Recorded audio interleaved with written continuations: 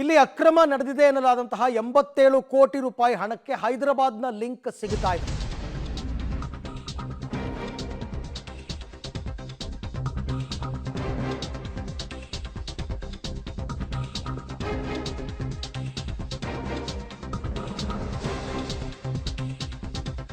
ಎಂಬತ್ತೇಳು ಕೋಟಿ ಹಣಕ್ಕೆ ಹೈದರಾಬಾದ್ನ ಲಿಂಕ್, ಬೋಗಸ್ ಕಂಪನಿಗಳಿಗೆ ಹಣ ವಹಿವಾಟಾಗಿದೆ ಅನ್ನೋ ಶಂಕೆ.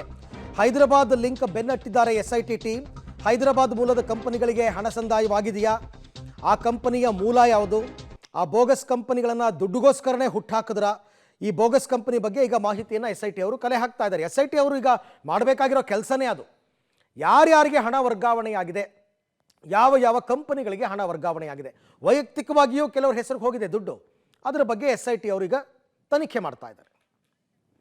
ಈ ಬಗ್ಗೆ ಮತ್ತಷ್ಟು ಮಾಹಿತಿ ನನ್ನ ಕೊಲೀಗ್ ಮುರಳೀಧರ್ ಅವರಿಂದ ಪಡ್ಕೊಳ್ಳೋಣ. ಮುರಳಿ, ಈಗಾಗಲೇ ಪ್ರಕರಣವನ್ನು ಕೈಗೆತ್ಕೊಂಡಿರ್ತಕ್ಕಂಥ ಎಸ್ಐಟಿ ಅವರು ಇಬ್ಬರನ್ನ ಬಂಧಿಸಿದ್ದಾರೆ. ಅವರ ವಿಚಾರಣೆ ಒಂದು ಕಡೆ ಆದರೆ, ಈ ಹಣ ಸಂದಾಯ ಆಗಿರ್ತಕ್ಕಂಥ ಕಂಪನಿಗಳು ಮತ್ತು ವೈಯಕ್ತಿಕ ವ್ಯಕ್ತಿಗಳು ಯಾರು ಇವರು ಅಂತಕ್ಕಂಥದ್ದು, ಇದ್ರ ಬಗ್ಗೆ ಈಗಾಗಲೇ ಮಾಹಿತಿ ಏನಾದರೂ ಸಿಕ್ಕಿದೆಯಾ?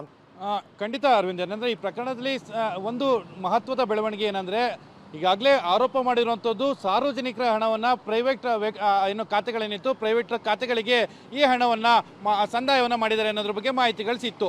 ಈಗ 14 ಕಂಪನಿಗಳು, ಅಂದರೆ ನಿಗಮದ ಏನು ಹಣವನ್ನು ತೆಗೆದುಕೊಂಡಂಥ 87 ಕೋಟಿ ಹಣವನ್ನು ಪಡೆದುಕೊಂಡಂಥ ಏನು 14 ಕಂಪ್ನಿಗಳೇನಿದ್ದಾವೆ ಅವು ನಿಜವಾಗ್ಲೂ ಅಸಲಿ ಕಂಪ್ನಿಗಳ ಅಥವಾ ಬೋಗಸ್ ಕಂಪ್ನಿಗಳ, ನಕಲಿ ಹಣಕ್ಕಾಗೋಸ್ಕರ ನಕಲಿ ಕಂಪನಿಗಳೇನಾದರೂ ಸೃಷ್ಟಿಯನ್ನು ಮಾಡಿದ್ದಾರೆ. ಈ ಬಗ್ಗೆ ಮಾಹಿತಿಯನ್ನು ಕಲೆ ಹಾಕಲಿಕ್ಕೆ ಈಗಾಗಲೇ SIT ಸಾಕಷ್ಟು ತಯಾರಿಯನ್ನು ಮಾಡ್ಕೊಳ್ತಾ ಇರೋಂಥದ್ದು. ಯಾಕೆಂದರೆ ಪ್ರಮುಖವಾದ ಆರೋಪಿಗಳಾದಂಥ ಪದ್ಮನಾಭ್ ಇರ್ಬೋದು ಮತ್ತು ಪರಶುರಾಮ್ ಇರ್ಬೋದು, ಇವರ ಮೌಖಿಕ ಸೂಚನೆ ಮತ್ತು ಇವರ ಆದೇಶದ ಮೂಲಕವೇ ಯೂನಿಯನ್ ಬ್ಯಾಂಕ್ನಿಂದ 87 ಕೋಟಿಯಷ್ಟು ಹಣ ಸಂದಾಯ ಆಗಿರುವಂಥದ್ದು. ಆ ಸಂದರ್ಭದಲ್ಲಿ ಕೆಲವೊಂದು ದಾಖಲಾತಿಗಳನ್ನು ಯಾವ್ಯಾವ ರೀತಿಯಲ್ಲಿ ಮಾಡಿದ್ದಾರೆ, ಜೊತೆಗೆ 83 ಪುಟಗಳ ದಾಖಲಾತಿಗಳಿದ್ದಾವೆ ಯೂನಿಯನ್ ಬ್ಯಾಂಕ್ನ ಟ್ರಾನ್ಸಾಕ್ಷನ್ಗಳೇನಿತ್ತು ಅದಕ್ಕೆ ಪೂರಕವಾಗಿ ಸಂಬಂಧಪಟ್ಟಂತೆ, ಮತ್ತು ಯಾವ್ಯಾವ ಕಂಪ್ನಿಗಳಿಗೆ ಈ ಹಣ ಹೋಗಿದೆ ಇದೆಲ್ಲದ್ರ ಬಗ್ಗೆಯೂ ಕೂಡ ಪೂರಕವಾದ ಸಾಕ್ಷ್ಯಾಧಾರಗಳಿರುವಂಥದ್ದು.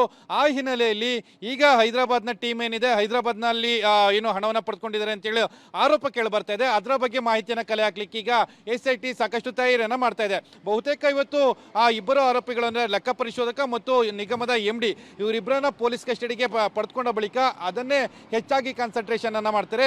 ಮೊದಲು ಹಣ ಎಲ್ಲಿಗೆ ಹೋಗಿದೆ, ಆ ಕಂಪನಿ ಯಾರ್ದು, ಜೊತೆಗೆ ಹಣವನ್ನು ತೆಗೆದುಕೊಂಡಂಥವ್ರು ಯಾರು, ಇದನ್ನ ಫೈಂಡ್ ಔಟ್ ಅನ್ನ ಮಾಡ್ಕೊಳ್ಬೇಕು. ಅದಾದ ನಂತರ ಇದಕ್ಕೆ ಇನ್ವಾಲ್ವ್ಮೆಂಟ್ ಯಾರ್ಯಾರು ಇದ್ರು ಅನ್ನೋದ್ರ ಬಗ್ಗೆ ತಿಳ್ಕೊಳ್ಳೋ ಪ್ರಯತ್ನವನ್ನ ಈಗ SIT ಮಾಡ್ತಾ ಇರುವಂತದ್ದು. ಅರವಿಂದ್, ಓಕೆ ಮುರಳಿ, ಹಾಗೆ ಸಂಪರ್ಕದಲ್ಲಿರಿ, ನಿಮ್ಮ ಜೊತೆ ನಾನು ಮತ್ತೆ ಮಾತನಾಡ್ತೀನಿ.